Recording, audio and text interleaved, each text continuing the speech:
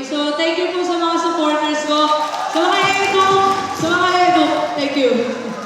Thank you. Dito tayo kay candidate number 2. Kumusta naman? Kinakabahan ka ba? Kanina po kinakabahan ako, pero dahil dumating na yung mama ko, hindi na po ako kinakabahan ngayon. Thank you, Mama! Next, dito tayo kay candidate number 3. Yung preparation namin, habang po nagpa-practice kami, hindi ko po nakita sa kanya ngayon kung ano nakikita ko ngayong gabi. And, you look so lovely in your back. May kabukasan siya, ma. May kabukasan. Kasi ano naman yun? Si Boopsy. Ay! Wow! Kumusta naman ang pakiramdam? Siyempre po, sobrang saya kasi nabigyan kami ng pagkakataon na magkaroon ng ganitong pageant. Kasi noong una, nakadla kami ng Miss UM. Ngayon, kami na yung nandito. And parang napil na rin namin yung napil nila. Say, feel nila ang na-feel ni Feel. Candidate number 4. Gusto mo siya kapilan at sabihin, Oh, Howdy kayo. Howdy kayo. ganyan-ganyan ako nung nung mga panahon na, ay, hindi ko yung ex-boyfriend ko kung minato. Ganda na yun. Candidate number 4. Ikaw ba ay nag-diet o kumain ka ng kumain? Kumain po na kumain.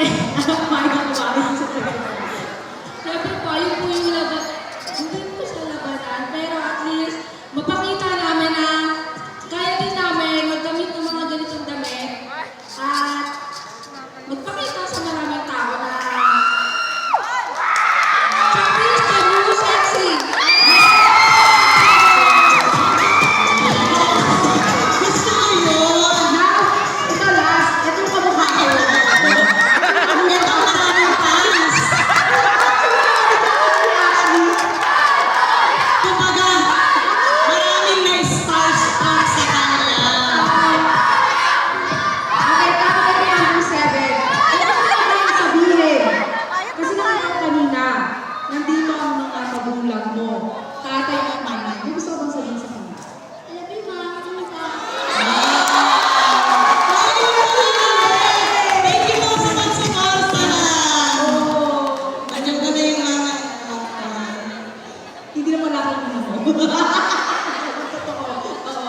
diba? Napaka-supportive. And thank you. Look so lovely naman. Oh.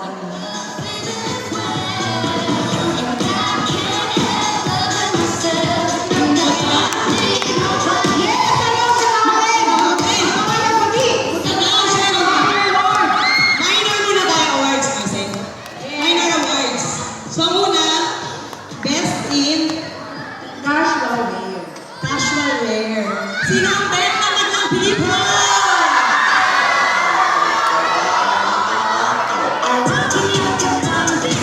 Okay. Before we announce the winner, may we request Professor Rolando Nagbalag and